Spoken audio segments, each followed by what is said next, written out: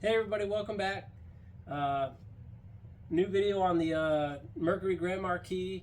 If you watched the last video, you're aware that we're trying to make this a daily driver, so something that we can use every day. The first thing that we need to fix was the ability to lock and unlock the doors, right? So when I bought the car, the door lock actuators were stuck in the unlock position, so you couldn't lock them no matter what you did.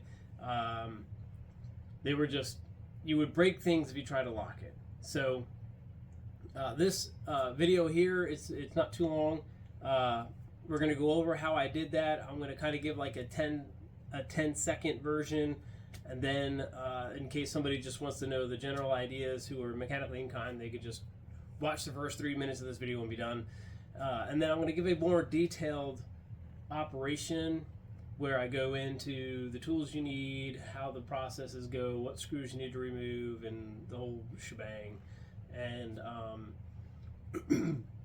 it's a pretty simple job. Some of the specialty tools you need: snap ring pliers. I think everything else is pretty standard outside of maybe I use a specific tool for popping off the doors. Anyways, here we go. Alright, so today we're going to do the door lock actuator on the passenger side door of the Mercury. If you notice, we're stuck in the unlock position, so good thing we can still open the door, but we can't lock it, so defeats the purpose of being a daily driver. If you want the 10-second version of this so you can move on with your life, basically, here's your doorman product that you need. These are about $45 from Summit Racing.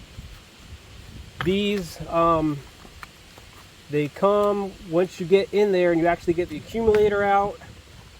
This comes with some adjustable, not adjustable, but some various length rods.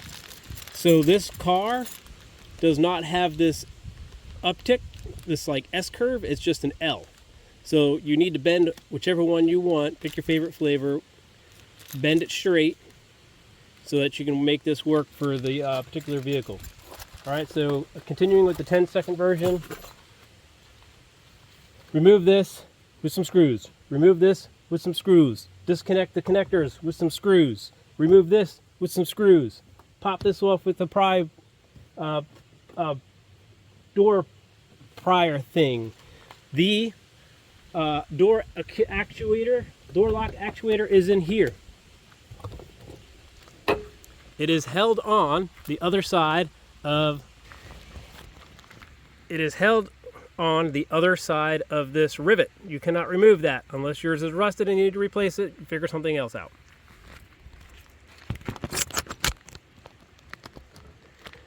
Once you remove the panels, take the weather plastic stuff off. This has a connector on the bottom of it. To remove it from the vehicle, pull it down from the plastic clips. If you want to replace this plastic clip, like I'm going to because it's new and not old achy breaky stuff, there's a clip in here. Undo the clip. This whole piece pops off, put the new one on, replace your clip. Push this up and into there. Reconnect your connector, put the door back together with some screws. Done. So now let's actually go through the process so you can see it if you run into any issues.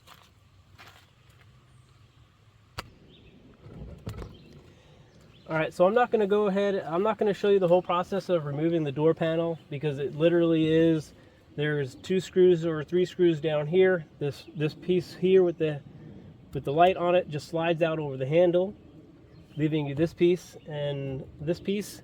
You literally just unscrew this piece, it pops up, tilts out.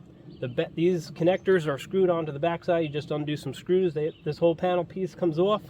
This is held on by 5 screws. You undo those screws. Once you get these screws off from here, you just lift up, you pull this, you pry this off very gently. There's a tool I like to use. It's just basically a piece of flat metal with a little thing in it. You buy them from the store, whatever. but that gently removes the plastic clips that are in here, and you just pop those off, lift the whole door panel up a little bit out of the door tray, and then that just comes off. And you take your plastic weather stripping and you just kind of peel it off real gently. Don't rip it. It's real easy to rip. Just be gentle. Pay attention. Put the screws for this in one pile, the screws for this in another pile, the screws for this in another pile. There's not a whole lot of them. They're pretty obvious once you get them apart what goes to what. If you leave them stacked up in their individual piles, it's not a difficult process to get this off. So let's get started. So for this panel, there's 4 screws. 1, 2, 3, 4. You don't need to remove this one. And the light just quarter turns and pulls out. So this panel is easy to take off too. It's this screw, and this holds it on. So you undo this screw and you just pull it up and out. Now, the one thing to pay attention to on the other side is this little C-clip right here. This actually holds the door bar, the bar that actuates the lock. So what you need to do is stick a little flathead screwdriver in there and pry this side off just a little bit, and the bar will drop itself out. So that's the only thing holding that bar in there. So just don't lose this C-clip, but it's real easy to do. It just pushes back on when you're ready to put it back on. Otherwise, you undo these screws, and that's where the connectors will pop off.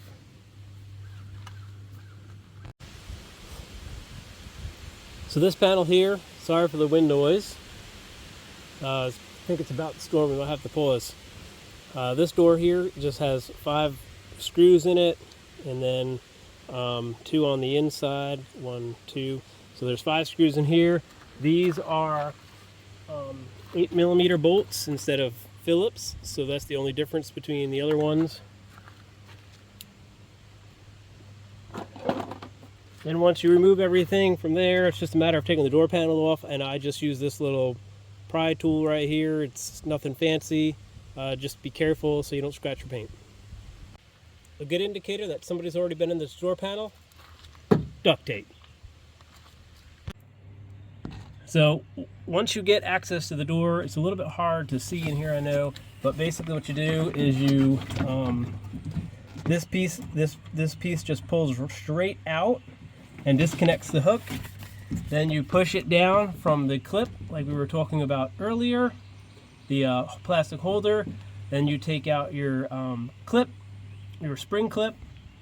That whole plastic piece comes out, replace the plastic piece, put the connector back on the new one, and install. It's pretty simple. There's nothing really that you need to do otherwise, other than just disconnect it from the lock, push it down, pull it out, disconnect the connector, undo the spring clip, and then put it all back together.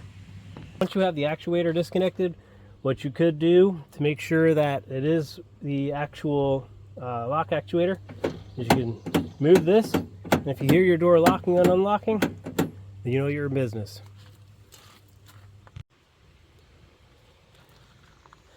Alright guys, so I don't know how well you can see that, but there's a plug missing, so that is probably stuck in the connector.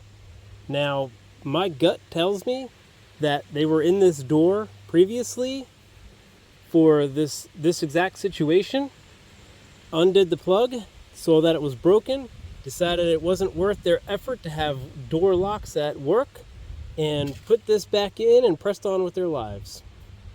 So now we have to deal with it. Alright, so once you're got your actuator back and installed, before you put the door back together, just give it a functions check.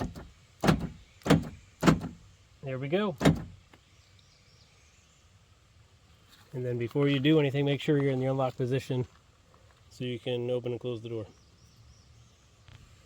So once you have the door all back together, you just do a simple operational check. Lock, unlock. Now we just finish up the other side and we're done. Alright guys, so we just finished up the driver's side, and lock, unlock, lock, unlock.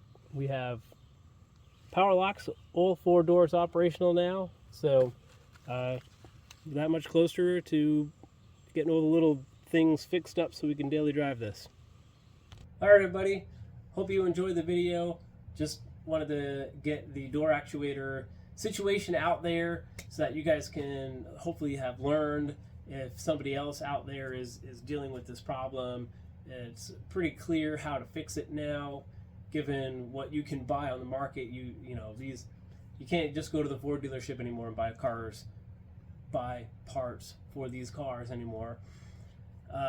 But regardless, there's still a lot left to do on this car. A lot of projects going on a lot of other projects going on. So hopefully we can start covering some of those projects as well. Again, I'm trying to slowly grow this channel up a little bit. I do enjoy working on vehicles and going down that road. So hopefully we can keep up with this, and I'll see you guys in the next video.